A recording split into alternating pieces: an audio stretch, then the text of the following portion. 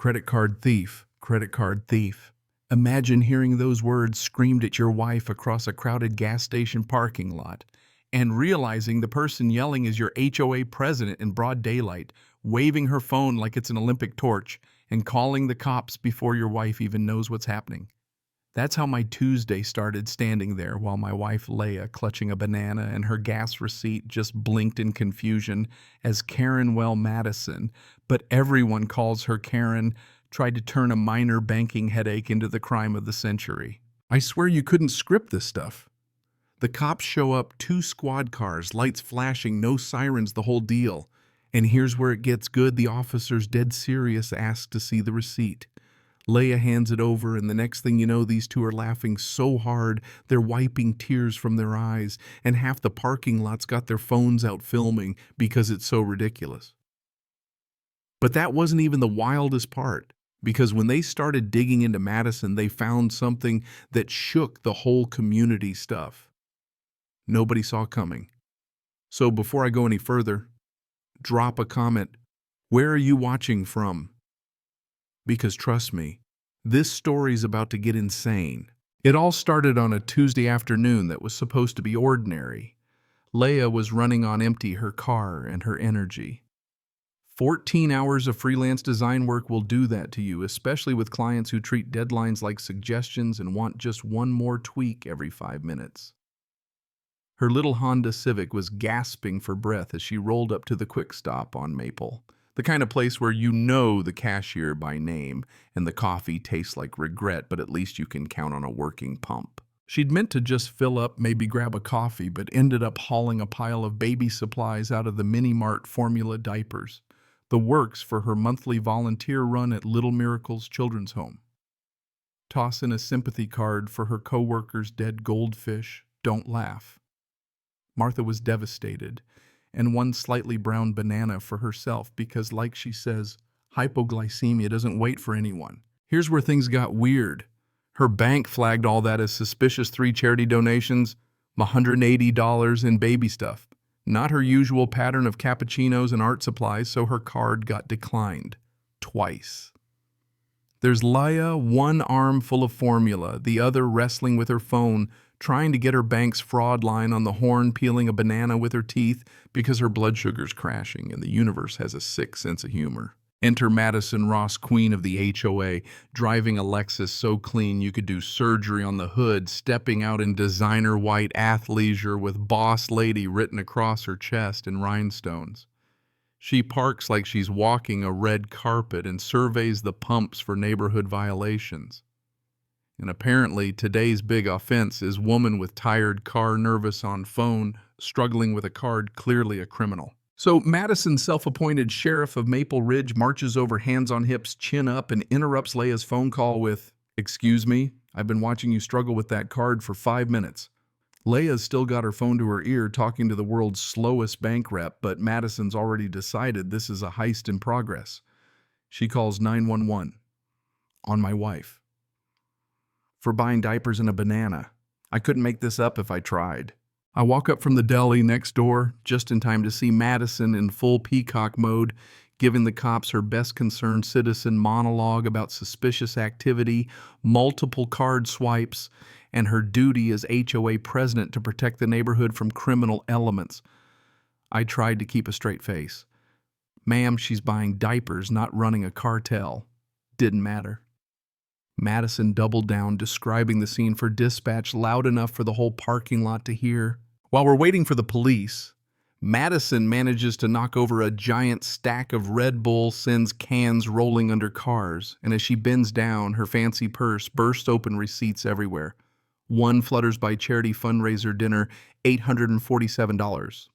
I start thinking maybe there's more to this story. The cops finally arrive, and Madison points dramatically at Leah like she's just cracked a cold case.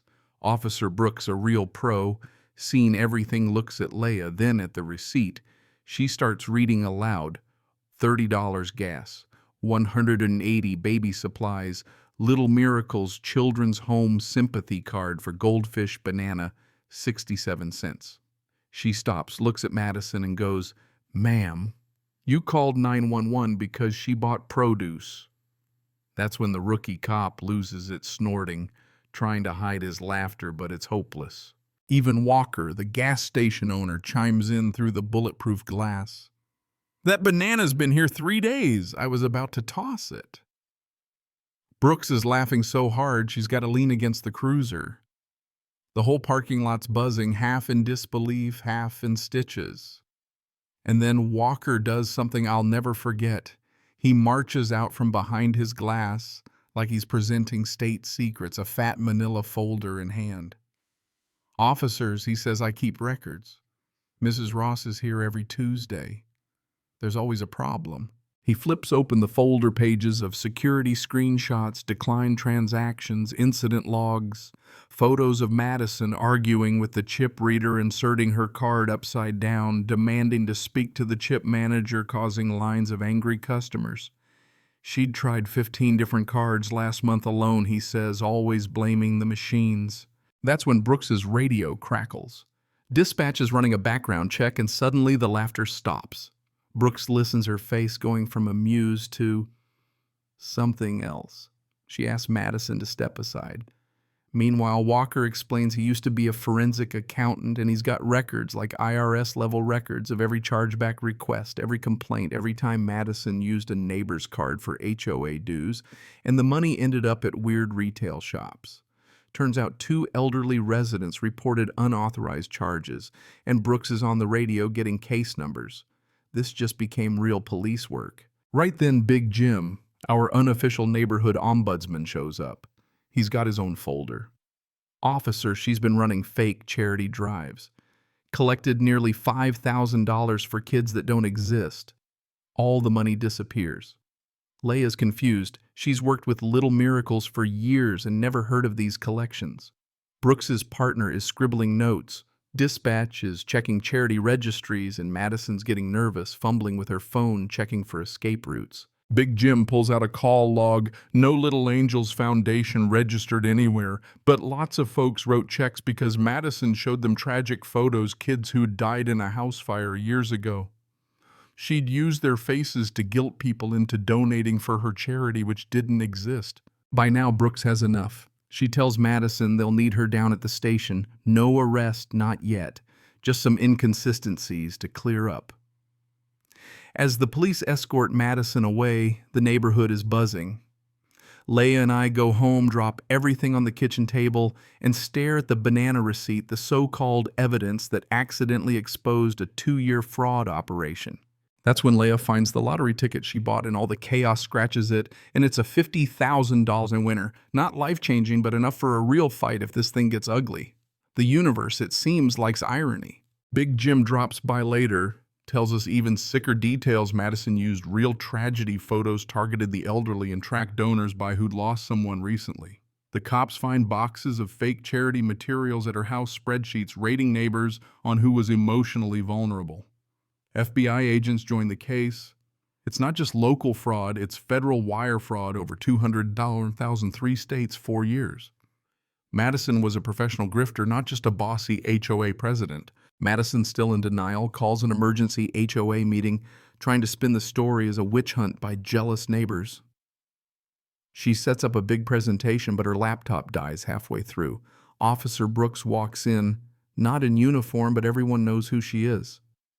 She calmly lays out the real evidence: fake charities, unauthorized photos, massive theft. Leia stands up and shows the thank you letters from real kids at Little Miracles, while Big Jim reads out the HOA's real finances: $15,000 in donations, $8,000 in lunches, and spa visits, all expensed to the community. The board votes Madison out on the spot, 8-0. Madison storms out, still screaming about being an innocent woman. But the best part: as Madison reaches her car, Brooks and 2 federal agents are waiting. They found enough in her house to bury her case. Detailed logs, donor profiles, fake charity materials. She even tried to frame Leia by mailing out fake letters from the charity accusing her of theft. What she didn't know is the gas station security cameras caught her stuffing the letters in the mailboxes. Game over. A few months later, Madison's in an orange vest, scrubbing the gas station floors for community service ankle monitor and all, while Leah, now the HOA president, leads real charity drives that actually help local families. Walker has a Banana Gate plaque at the register selling stickers to raise money for Little Miracles, and the stories become a local legend. Madison's fraud made the neighborhood better in the end.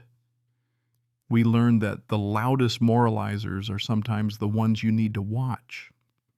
The HOA now focuses on real community, helping families, keeping people safe, raising money for actual kids who need it. And the person who once called the cops on a woman buying a banana is learning firsthand what real community service means. So tell me, have you ever caught someone living a lie right under your nose? Drop your stories below, because I promise you can't top Bananagate, but I'd love to see you try. And hey, if you think justice with a side of irony is as sweet as it gets, share your thoughts and keep your bananas close. You never know when the next crazy story is going to drop in your own backyard.